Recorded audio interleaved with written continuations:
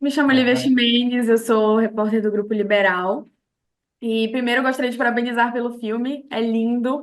Parabéns, a Bari e sua banda me divertiu bastante. É um filme visualmente bonito, a história é emocionante, prende a gente. E a minha primeira pergunta é para o Humberto. Humberto, parabéns pela obra, o filme é perfeito. obrigado, Olivia. E a primeira pergunta que eu tenho que me chamou a atenção é a questão da mesclagem com 3D e 2D. De onde surgiu essa ideia e por que essa técnica? Olha, Olivia, quando a gente começou a fazer o filme, naturalmente a gente não tem o orçamento que um filme americano, né, um filme da Pixar tem. A gente tem mais ou menos 100 vezes menos do que eles têm para fazer o filme. E então uma preocupação minha é que não fosse uma versão barata de um filme da Disney, que a gente tivesse uma identidade própria.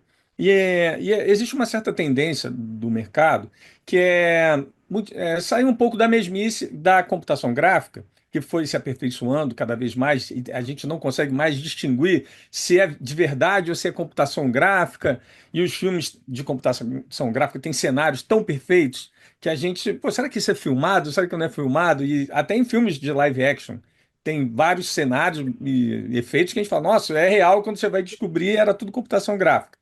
E o mundo lúdico da animação, de brincadeira infantil, eu acho que ele não precisa desse realismo. Ele até fica mais interessante se a gente for mais fantasioso. Então a gente optou por criar uma técnica que é uma tendência do mercado, que isso está chegando no mercado internacional. Alguns filmes grandes já estão fazendo. Um filme que impulsionou muito foi esse Homem-Aranha no Aranha-Verso.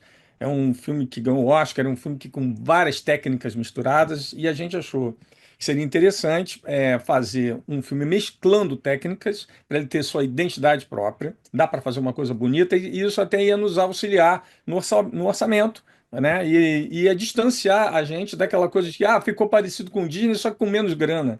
A gente não queria isso. Então vamos fazer um bonito com identidade própria. Então a ideia foi essa: todos os cenários são 2D, são pintados mesmo, são pintados digitalmente, né? Mas a gente pode dar cor nas luzes, nas sombras, fazer o máximo fantasioso possível, como a gente quiser. As formas não precisam ser realistas, podem ser cartunescas, né?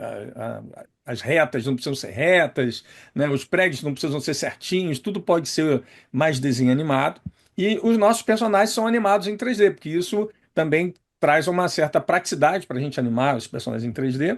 E só que eles têm que ser pintados, eles têm que ser texturizados e iluminados de uma forma que pareça que eles pertençam àquele mundo que é 2D, que é o mundo dos cenários. Isso foi um trabalho muito grande, em que a gente elaborou durante bastante tempo, para você ter a sensação de ser uma coisa só, de ser uma ilustração em movimento. E a gente foi feliz no resultado, e a gente criou um filme que tem uma identidade própria. E aproveitando que o tema é frutas, mundo da fantasia, essa diversidade que tem na história entre os personagens, no tema, também está ali na técnica. É uma técnica também cheia de misturas, né? Entendi. Ficou realmente muito bonito. E, de fato, a referência, né, Homem-Aranha no Aranha-Verso aí fez essa. Veio para o cinema e chamou bastante a atenção das pessoas. E nós temos o Abá e o Juca, dois personagens junto com a Ana, que formam ali o trio. Sempre tem um trio, né? Nos filmes, o trio fantástico. E a minha pergunta agora é para o Felipe, sobre o Abá. Felipe, parabéns, o Abá ficou ótimo. E uma pergunta é: quais foram as suas inspirações para interpretar o personagem? Maravilha. Obrigado pela pergunta. Eu adoro falar disso, porque eu me inspirei em dois personagens que fazem muito parte da minha infância, que é o Cusco, da Nova Onda do Imperador, que em português quem faz é o Selton Mello, que eu adoro. Eu acho que ele tem um pouco da sagacidade, ele é esse personagem debochado e descolado, que faz parte da realeza, então tem muito a ver com o Abá. E também do Freak, da Vida de Inseto, que eu acho que, de alguma maneira, é também uma referência até narrativa para o filme. É, e que é um personagem também que tem muitas virtudes, né, que eu enxergo no Abá, assim. Então eu tentei me inspirar nesses dois, mas também acho que parte da graça de um filme como esse e de uma experiência criativa como essa é justamente poder criar, né? A gente pode mergulhar nesse mundo e brincar com essa fantasia e inventar a voz para esses personagens e tentar entender como nós habitamos esse mundo de fantasia, né? Então foi muito divertido a partir dessas referências e a partir também, sobretudo, da ideia de que eu estou interpretando um abacaxi, né? Então, assim, não tem como ser mais legal do que isso. É verdade, a ideia das frutas foi fantástica, foi genial. E os nomes, né? Abá, abacaxi, Juca, caju, Ana, banana. E falando sobre o Juca, Robson, tem uma cena que é incrível do Juca, que é quando ele tá com medo e a Ana vai lá e ajuda ele. Não vou falar Sim. muito para não dar muito spoiler para quem ainda vai assistir o filme. Mas essa cena ela é incrível, é que ele, né, tem ali aquele medo de lidar com o público, de lidar com o palco, com as pessoas. E para um filme infantil, para conversar com crianças sobre isso, é algo importante, precisa ter uma linguagem especial. E para você, o quão importante você considera falar com crianças, né, por meio do universo lúdico, mágico, da animação, falar com crianças sobre o medo, sobre lidar com o medo, sobre vencer o medo, ou então fazer uma coisa mesmo com medo, mesmo que a coragem não venha. Ah, é muito especial, né? É muito especial. Inclusive na pré-estreia, em uma das pré-estreias a que teve em São Paulo, uma menininha primeiro tirou foto lá com a gente no início, né? E depois do filme ela veio falar comigo, ela falou: "Ei, eu sou igual o Juca. Eu também tenho assim um medo, tal". Eu falei: "Mas você também enfrenta as coisas?". Ela falou: "Enfrento". E aí eu achei lindo isso dela se identificar, sabe? Porque com certeza o Juca bateu muito mais forte ali para ela do que para outra criança que de repente o Abá se identificou mais com o Abá. Então ela se vê no personagem, isso é muito importante porque dentro da trama você tem esse conflito, né, essa insegurança dele, mas você também tem a solução ali, que está dentro da amizade, está dentro de todo um contexto. Então, o filme ele traz isso, né? Ele traz não só isso, mas a gente aborda vários temas. Tem a questão da diversidade, tem a questão da ecologia, a questão política, por que não? Sabe, uma introdução ali para os pequenos. Então, o senso coletivo, né, de pensar como todo mundo vai ficar bem.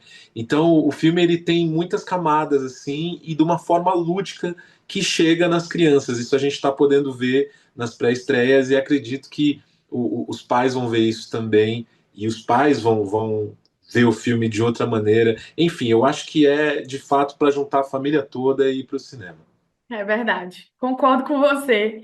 E como você citou, Robson, o filme ele aborda várias temáticas, né? Uma delas é a questão ambiental, é a questão ecológica que ultimamente está em pauta, tem se falado muito, especialmente pela questão da COP30, que vai ser realizada esse ano aqui no Brasil.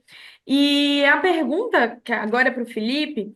Como foi, Felipe, interpretar o Abá nesse sentido de que ele era o príncipe, e aí depois ele se viu ali naquele meio de, meu Deus, eu preciso fazer alguma coisa?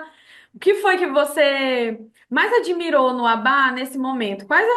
Nesse momento que ele precisa tomar essa decisão, quais são as características que você mais admirou, que você mais olhou e falou, isso daqui é importante eu dar mais atenção, dar mais destaque? Eu acho que o que eu mais admiro nele ao fim da jornada, durante a jornada, é a maneira como ele abraça um destino inevitável, que é de se tornar rei, mas ele encontra um equilíbrio entre maneiras diferentes de governar aquele reino, né? Porque durante todo o filme a gente tem o rei, que é o pai do Abá, que é o rei Kashi, que governa de uma certa maneira, e a gente tem também o Dom Coco, que é o vilão do filme, que aliás é feito pelo próprio Humberto, brilhantemente. Então você tem esses dois que têm visões completamente diferentes de como lidar coletivamente com aquele povo. E o Abá é alguém que não estava interessado naquilo, mas justamente por carregar em si essa pureza e esse desejo de fazer música e percebendo a importância que a arte tem na formação de um povo, na formação cultural de um lugar. Eu acho que por causa disso tudo, ele consegue encontrar uma outra maneira de governar, já que ele vai ser rei, né? Sem querer dar spoiler, mas é isso. Ao final, fica muito evidente que a coroa simboliza outra coisa agora, né? Então, então é isso, assim. Eu admiro que ele consegue e também levando música, né, para o povo de novo, que é tão importante. Acho que o filme, além de tudo, é um filme muito completo, né? E eu acho que o filme, além de tudo, martela a importância da arte, né? Nesse caso com a música, mas a importância da arte para um povo, né? Para a sobrevivência de um povo também, né? Então é isso. Acho que é um filme que carrega todos esses significados políticos né, sobre os quais a gente está falando. Você falou ecologia, eu acho que tem também a importância da arte, democracia, um pouco de tudo. É verdade, realmente, Felipe. E para nós encerrarmos, desde já agradeço a presença de todos vocês. Humberto, o filme já conquistou 2 prêmios internacionais, um prêmio nacional, participou de vários festivais. Para você, qual é o sentimento de levar essa brasilidade para o mundo e também ser reconhecido por isso? E brilhantemente. Obrigado. Quando a gente é legal quando a gente faz um filme que tem identidade, né, assim, fala sobre a gente, né, a gente consegue se ver no filme, mas ao mesmo tempo esse filme é universal, não é? Porque também se fica uma linguagem muito pessoal, ela só circula aqui dentro e ninguém mais pode, né, entender o filme. Então acho que essa foi uma sorte que a gente deu, foi um desafio grande e a gente conseguiu fazer um filme que a gente pode encontrar ali o caju, o abacaxi, banana, aquilo, são as frutas que estão no nosso dia a dia, o tema da história. E a gente fala, poxa, tem Brasil aqui, nas canções, mas uma pessoa de qualquer lugar do mundo pode assistir e vai entender igualzinho. Essa para a gente foi um desafio, mas também tem sido uma vitória. Tá bem, muito obrigada, Humberto, obrigada, Felipe, obrigada, Robson. E é isso, encerramos a nossa entrevista. Parabéns pelo filme, tá excelente. Tenho certeza que vai conquistar o Brasil e o mundo também. Tchau, tchau, obrigada. Obrigado, Obrigado. Obrigado, Lívia. querida. Tchau, tchau.